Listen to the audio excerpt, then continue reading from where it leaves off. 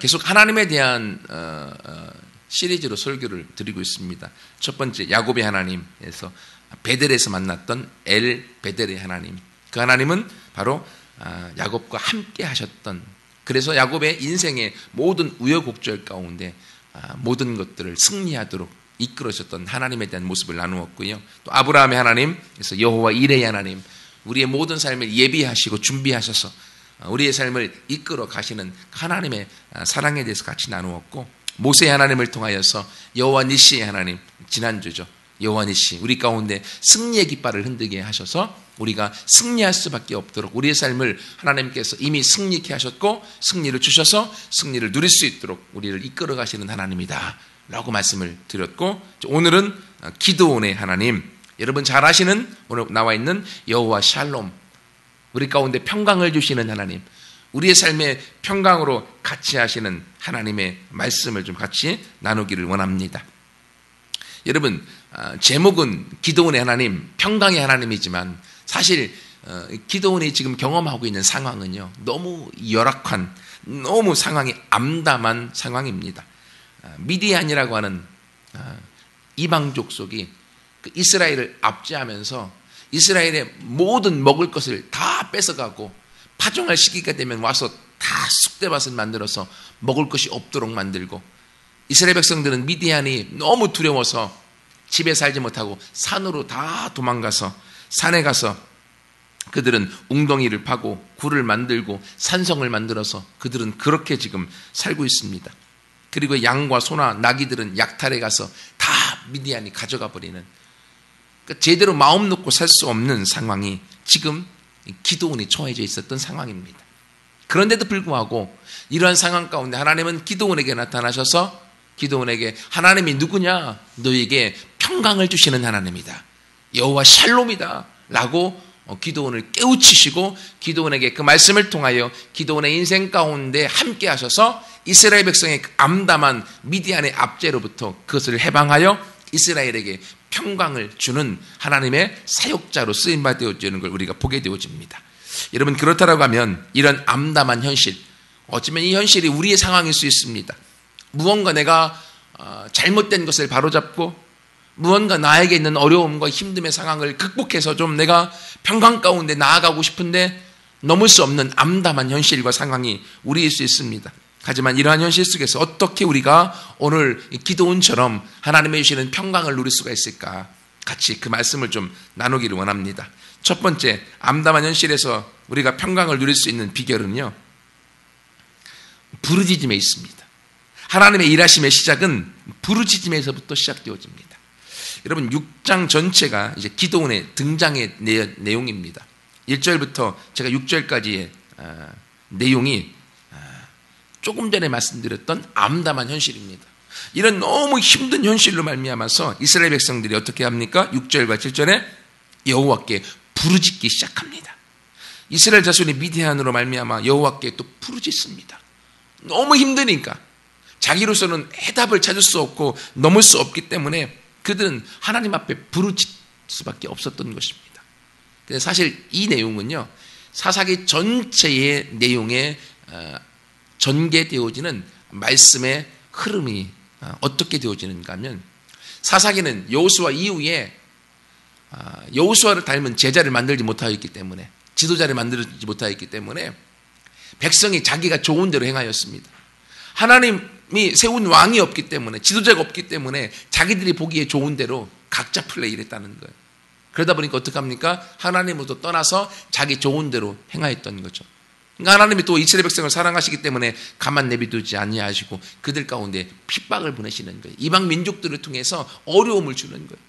그 어려움을 겪다가 자기들이 그 어려움을 해결하려고 몸부림치다가 결국은 해결할 수가 없으니까 하나님 앞에 회개하면서 부르짖는 거예요. 하나님 도와주세요, 도와주세요 라고 부르짖으니까 하나님이 그들 가운데 핍박을 준 이유가 기도하도록 하기 위함이었기 때문에 하나님은 얼씨구나 그들을 도와주기 위하여 지도자들을 세웁니다. 수많은 사사들이 그렇게 해서 생겨난 거예요. 하나님께서 하나님의 사람을 보내셔서 이스라엘 백성들을 구원해 줍니다. 구원해 주면 그들 가운데 평강의 시기가 오는 거예요. 평안의 시기가 오는 겁니다.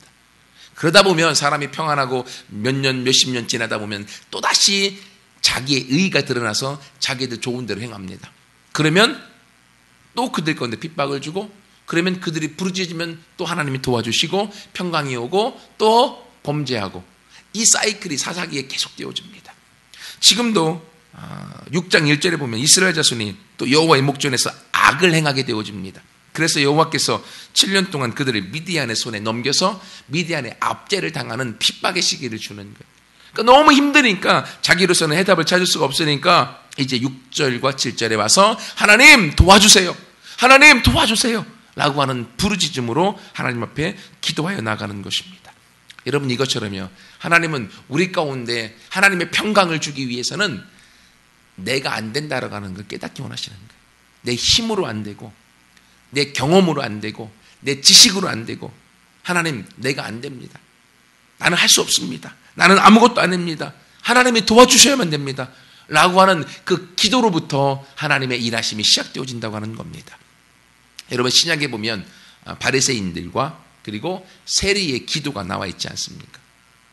바리새인은요, 하나님 앞에 나와서도 당당합니다. 고개를 쳐들고 하나님을 정면으로 바라보면서 나는 잘못한 게 없습니다, 나는 의인입니다, 내가 하나님이 원하시는 대로 금식도 하고 기도도 하고 나는 다 하고 있습니다. 그리고 사람들 앞에서도 떵떵거리면서 자신을 드러냅니다. 그런데 세리는 성전에 와서 어떻게 합니까? 하나님, 나는 죄인입니다, 나를 불쌍히 여겨주세요. 여러분, 세리는요, 그 시대에 로마의 속국으로 있었기 때문에 세금을 포탈해서 로마에 갖다 주고 또 자기는 그 세금을 통하여 배불리 먹었던 사람. 그러니까 백성들이 세리들을 좋아할 이유가 없는 거죠. 그런데 이 세리도요, 인생에 고민이 있는 거예요. 나 이대로 살아서는 안 되겠다, 나도 좀 이 문제를 돌파해야겠다 라고 하면서 그가 성전으로 들어간 겁니다. 여러분, 성전에 들어간 세리 생각해 보세요. 수많은 백성들이요, 그 세리를 향하여 눈에 도끼를 품고서 그에게 손가락질했을 것입니다. 왜?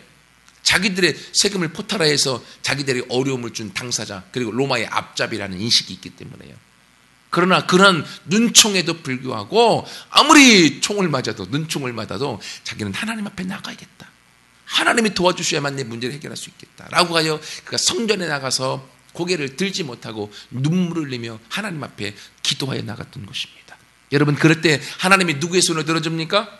종교 지도자 바리새인의 손을 들어준 것이 아니라 바로 그 세리의 손을 들어준 거예요.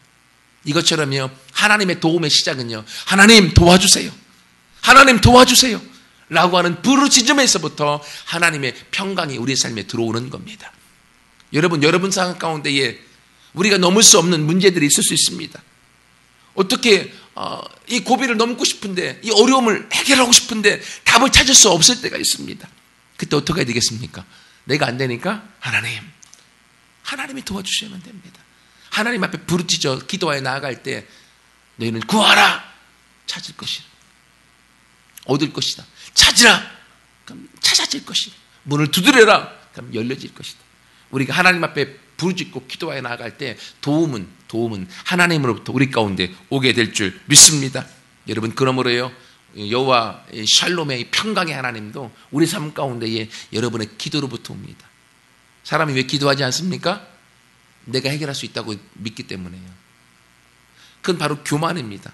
나를 의지하는 것이 교만의 극치고요, 하나님을 의지하는 것이 겸손의 모습입니다. 아무리 잘났어도요, 하나님을 의지해 나갈 때 거기서부터 하나님으로부터 위대한 리더들이 만들어지는 거예요. 온누리교회 부목사로 있었던 한옥 목사님이라는 분이 계시거든요. 한옥 목사님이 우리나라 리더십에 대해서 아주 잘 알려진 대가입니다. 그래서 교회뿐만이 아니라 일반 회사에서도 가서 리더십에 대한 강의를 아주 비싼 돈을 받고 하시는 분이에요. 근데 그분이 리더십에 대한 책을 여러 가지 썼는데 그 중에 최근에 쓴 책 중에 한 권이 하나님의 기도에 접속하라 하는 그런 종류의 기도에 대한 책을 썼습니다.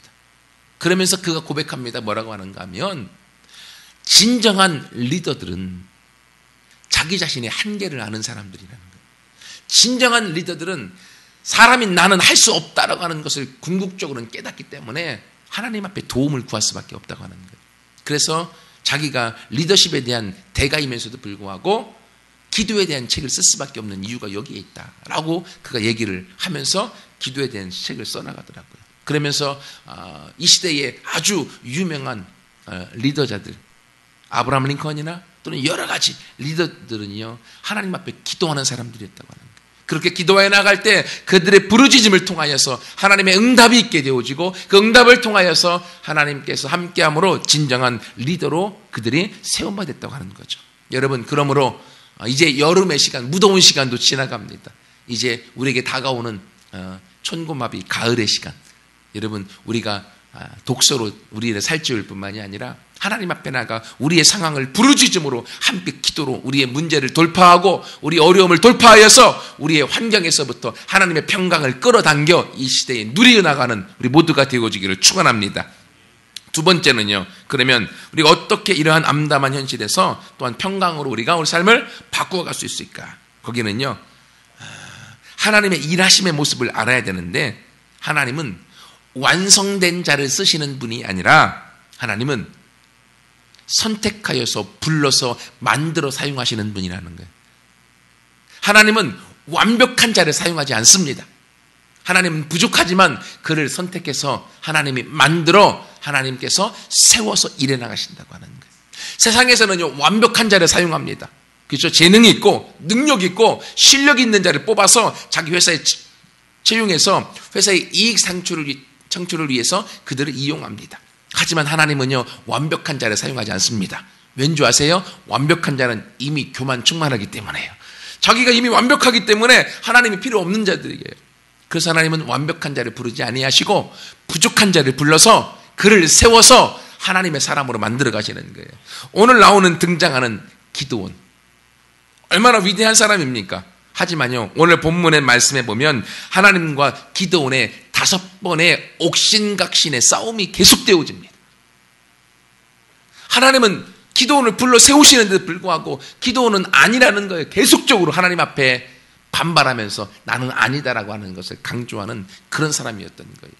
그럼 한번 살펴보면요, 11절 말씀해 보세요. 11절에 기드온이 등장합니다. 근데 하반절에 보면 미디안 사람에게 알리지 않으려고, 왜? 그러면 다 빼앗기고 죽을 수 있으니까. 그가 밀을 타작하는데 어디서 타작을 합니까? 포도주 틀에서 타작을 합니다. 여러분, 밀을 타작마당에서 타작하는 것이 아니라 포도주 틀에서 숨어서 지금 타작하고 있는 그런 소극적이고 그리고 패배적인 사람이 기드온이었습니다. 그게 기드온의 모습이에요, 본래. 그런데도 불구하고 하나님은 12절에 그 기드온을 누구로 부르겠습니까? 큰 용사여, 여호와께서 너와 함께 계시도다.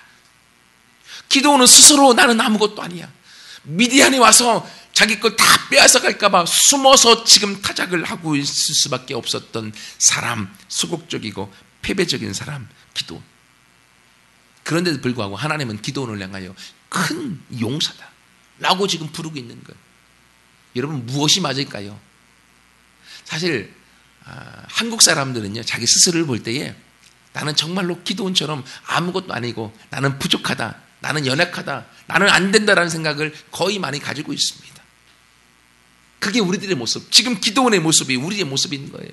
그런데도 불구하고 하나님은 그 기드온을 향하여서 너는 소극적이고 패배적인 사람이 아니다, 내가 너를 볼 때에 너는 큰 용사요, 지금 미디안의 압제를 통해서 이스라엘 백성 전체가 지금 어려움 가운데 죽음 가운데 있지만 그러나 너를 통하여 그 이스라엘을 해방시킬 지도자, 그게 바로 너다, 하나님이 말씀하시는 거예요. 여러분, 이것처럼 하나님은요, 이 기드온의 힘있고 능력이 있어서 완벽하게 내가 할 수 있다라고 하는 그 상황 가운데 기드온을 쓴 것이 아니라 안 되고 패배자 가운데 있었던 그를 하나님이 지금 부르고 있는 거예요. 여러분, 그런데요, 신약에서도 보면 동일한 사람이 나오죠. 베드로, 우리가 잘 알고 있는 예수님의 수제자. 그가 예수님 처음 만났을 때 그는 시몬이었죠.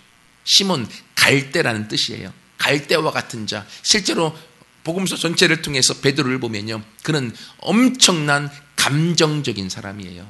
그래서 말보다도 주먹이 앞서 나가는 사람, 어부였기 때문에 그럴 수 있겠죠.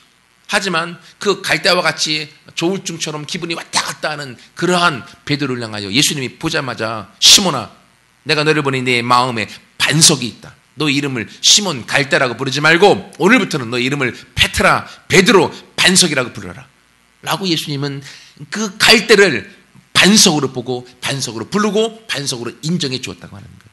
여러분 그렇게 됐을 때 결국 시몬이 우여곡절 가운데 여러 가지의 예수님 앞에 배반도 하고 어려움도 당하고 힘듦도 당하고 사탄이라고 하는 누명을 쓰기도 하고 어려움 가운데 있었지만 결국은 그가 초대교회의 반석으로 기둥같이 쓰임받지 않습니까?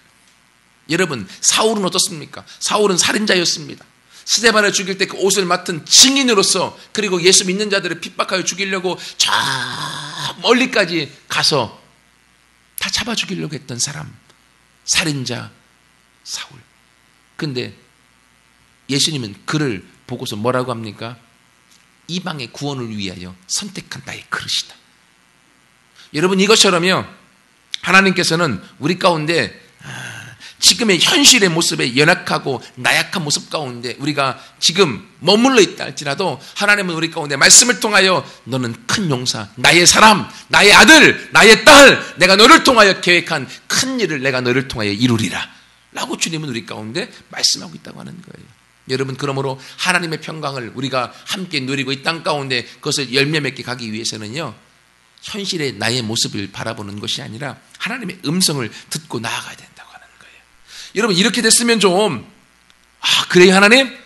내가 하나님 앞에 나도 쓰임받고 싶습니다. 이러면 얼마나 좋을까요? 13절 말씀 보세요. 뭐라고 합니까? 오 나의 주님 여호와께서 우리와 함께 계시면 어떻게 우리가 이렇게 지금 미디안에 핍박을 당하고 어떻게 이런 일이 일어날 수 있습니까? 아니 내가 조상들에게 듣기로 애굽에서 올라올 때 엄청난 이적을 행했다고 했는데 그 이적 다 어디 갔습니까? 하나님 우리를 버리신 겁니다. 우리를 버리셨어요. 동문서답하면서 하나님이 큰 용사라고 하는데도 불구하고 이 패배자 가운데 환경 탓을 하고 있는 상황 탓을 하고 있는 지금 미디안의 모습을 보게 되어집니다. 하나님 지금 환경을 보세요. 상황을 보세요. 하나님이 어디 있습니까? 미디안이 우리를 지금 지배하고 있고 하나님이 버리신 거지. 이게 지금 기도원의 고백입니다. 우리도 하나님이 나와 함께 하신다고 수없이 말씀을 통해서 우리 가운데 말씀해 주고 있고 하나님이 우리를 소중히 여기고 이 땅의 가장 귀중한 보배로 하나님의 아들과 딸로 여기시고 있다고 우리가 아무리 말씀을 들어도요 우리 스스로 우리 마음속에는 하나님 그래봤자 내 환경은 안 바뀌는데요. 그래봤자 나한테 어려움은 계속되고 있는데요. 하나님 환경을 보세요. 하나님이 어디 있습니까? 하나님이 언제 도와줬습니까? 하나님이 옛날에 기적을 행하시고 나를 구원하신 것 같은 건 내가 기억은 하겠는데 지금 보세요. 하나님이 나를 버리신 거죠. 이 고백이 우리의 고백이지 않습니까? 기도원의 모습이 지금 우리의 모습이라고 하는 거예요. 근데도 불구하고 하나님은 두 번째 기도원에게 이야기하십니다. 14절에 너는 가서 너의 힘으로 이스라엘을 미디안의 손에서 구원하라. 내가 너를 보낸 것이 아니냐. 환경 탓하고 있는 이 미디안을 기도원을 향하여서 내가 너를 보냈다. 너는 구원자다. 너는 할 수 있다. 라고 또다시 하나님이 힘을 실어주는 걸 봅니다. 아니 이렇게 좀 두 번째 하나님이 말씀해 주면 좀 듣고 좀 가면 얼마나 좋겠어요. 하여튼 이 기도원도 용가리 통뼈라 얼마나 자기 고집이 센지 세 번째 하나님 앞에 또 얘기합니다. 15절 말씀. 그러나 기도원이 그에게 대답하되 주님 내가 무엇으로 이스라엘을 구원하리까? 내가 뭐가 있다고? 내 집은 므낫세 지파 중에 가장 약하고요. 아버지 집에서도 가장 작은 자가 납니다. 하나님 내가 뭐가 있다고? 이제는요 자기 탓하고 있습니다. 내가 뭐라고? 나 할 수 없는 거 아시잖아요. 나는 작은 자입니다. 우리의 가문에서도 작고 우리의 집안에서도 작고 내가 내세울 게 아무것도 없습니다. 보잘 것 없습니다. 하나님 근데 나한테 뭐 하라고요? 이스라엘 민족을 구원하라고요? 아이고 꿈 같은 소리 하시네. 그게 우리 마음이라는 거예요. 하나님이 아무리 우리 가운데 말씀하시고 우리 가운데 계속적으로 내가 너를 통해 너의 가정과 가문에 평강을 주고 너의 가문을 통해 하나님의 일들을 이루어나간 위대한 사람들을 내가 세우겠다 라고 아무리 말씀을 통해서 우리 가운데 말씀해 주셔도 우리가 어떻게 합니까? 하나님 나를 보세요. 내가 내 주제 파악한다니까요. 내 주제가 뭐라고? 하나님 내가 무엇을 가지고 할 수 있겠습니까? 돈이 있습니까? 지식이 있습니까? 또 달란트가 있습니까? 능력이 있습니까? 아무것도 없는데요, 하나님. 뭐로 하라고요? 지금 그렇게 기도원이 또다시 하나님 앞에 반대하여 이야기하는 겁니다. 그때 하나님이 또 말씀하십니다. 뭐라고 말씀하세요? 16절에 내가 반드시 너와 함께 할 것인데 내가 미디안 사람을 치기를 한 사람을 치듯이 내가 할 것이다. 미디안 민족 지금은 그들이 강성하여서 너희들을 압제하고 다 죽이고 힘들고 어려움 가운데 빠뜨리고 있는데 내가 기도하나 너와 함께 할 때 그 엄청난 미디안 족속이 그 미디안 족속이 한 사람 죽이듯이 너를 통하여서 그렇게 끝나버릴 거야. 한 방이면 끝나. 내가 너와 함께 할 거야. 한 방이면 끝나. 하나님이 그렇게 미디안에게 기도원에게 힘을 실어주고 있습니다. 여러분, 이것이 바로 여러분을 향한 하나님의 음성인 것입니다. 여러분이 아무리 환경을 탓하고 자기를 탓한다 할지라도 여러분과 함께 하고 계시는 여러분의 아버지 하나님 그분에 대한 믿음이 여러분 안에 있을 때에 여러분 안에 있는 절망의 상황, 암울한 상황, 고통의 환경, 넘어야 될 수없이 많은 산재된 문제들 가운데서 하나님이 말씀하십니다. 내가 한 방에 끝낼게. 한 방이면 돼. 여러분, 좀 이렇게 되면 좀 하나님 말씀 들으면 얼마나 좋을까요? 그죠? 정말 기도는 보면 볼수록 우리들의 고집하고 똑같아요. 꺾이지 않으려는 고집. 그가 또다시 하나님 앞에 확인을 구합니다. 17절에 기도원이 그에게 대답하되 만일 주께 내가 은혜를 얻었으면 나와 말씀하신 이가 주님이시라고 하는 표징을 보여주세요. 그러면서 내가 예물을 가져다가 예물을 드릴 테니까 그때까지 기다려 주시겠습니까? 그래, 기다려 주겠다. 라고 예물을 기도원이 가지고 옵니다. 가지고 와서 20절에 하나님 말씀하십니다. 고기와 무교병을 바위 위에다 올려놓고 거기다가 국을 부으라는 거예요. 그러니까 물을 부으니까 이게 탈 수 있겠습니까? 거기다가 고기와 무교병에다가 국을 부었으니까 물이 흥건한 거죠. 근데 하나님의 사자가 지팡이를 거기다 대니까 바위에서부터 불이 올라와서 다 태워서 예물로 제사를 드리게 만드는 거예요. 여러분, 지금 환경은요, 제사를 드리는 환경도 고기와 무교병 빵에다가 국을 확 부어놨어요. 거기에 불도 있는 게 아닙니다. 근데 불이 어디서 나왔어요? 반석에서부터 나왔어요. 인간의 이성으로는, 우리의 생각으로는 답을 찾을 수 없습니다. 안 될 것 같아요. 그런데 하나님의 사자가 함께 했을 때에 그 반석에서부터 불이 나와 예물을 드리게 되어지고 그때 비로소 이제 기도원이 하나님의 사자였구나, 하나님이 말씀하신 것이구나 라는 것을 그가 깨닫습니다. 여러분, 이렇게 좀 깨달았으면 좀 하나님 아멘, 내가 하나님 말씀대로 내가 일하겠습니다 하면 얼마나 좋을까요? 완전 동문서답입니다. 마지막 22절에 뭐라고 합니까? 기도원이 여호와의 사자인 걸 비로소 알고 슬프도쓰이다. 주 여호와여, 내가 여호와의 사자를 대면하여 보았나이다. 무슨 말인가 하면 여호와의 사자를 보았기 때문에 나는 죽을 수밖에 없습니다. 나는 죽습니다. 왜냐하면 하나님을 만난 자는 그 시대는 죽는다고 여겼잖아요. 하나님의 사자를 만났기 때문에 나는 죽습니다. 이사야의 고백이에요. 내가 죽었구나. 그때 23절에 하나님의 사자가 말합니다. 너는 안심해라. 두려워하지 말라. 죽지 않을 것이다. 그리고 내가 너를 통하여 너에게 말한 하나님의 구원을 이스라엘에게 보이겠다. 하나님이 말씀하고 있습니다. 여러분, 무엇을 더 고민하고 무엇을 더 힘들어하고 무엇을 더 낙심하여 있겠습니까? 오늘의 기도원의 모습이에요. 우리의 모습이지 않습니까? 그러나요, 하나님은 완벽한 자를 쓰시지 않습니다. 부족하여도, 그리고 하나님 앞에 계속적으로 반항하고 있어도 하나님은 그를 포기하지 않습니다. 그를 향하여 그가 동의할 때까지, 인정할 때까지 그에게 계속적으로 말씀하셔서 기도원이 마침내 하나님 앞에 예물을 드리며 여호와 샬롬, 나에게 평강을 주시는 하나님, 이스라엘에게 평강을 주시는 하나님이십니다 라고 고백하도록 하나님이 만드시는 걸 봅니다.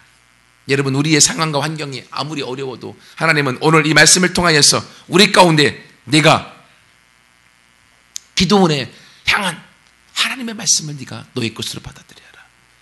환경을 탓하고 자기를 탓하고 그리고 하나님에 대해서 아직도 믿지 못하는 불신앙으로 탓하고 있다 할지라도 하나님은 우리를 떠나지 아니하시고 우리를 향한 부름을 포기하지 아니하시고 저와 여러분을 통하여서 오늘날 이 시대에 이 기도원의 역사와 기도원의 일하심을 하나님이 나타내 보여주시기를 원하십니다.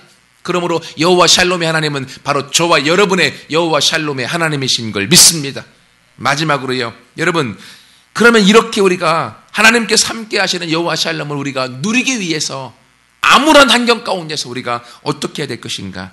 이제는 우리의 눈을, 환경을 바라봤던 눈에서부터 하나님을 바라보는 눈으로 우리의 시선을 바꾸시기를 축원합니다.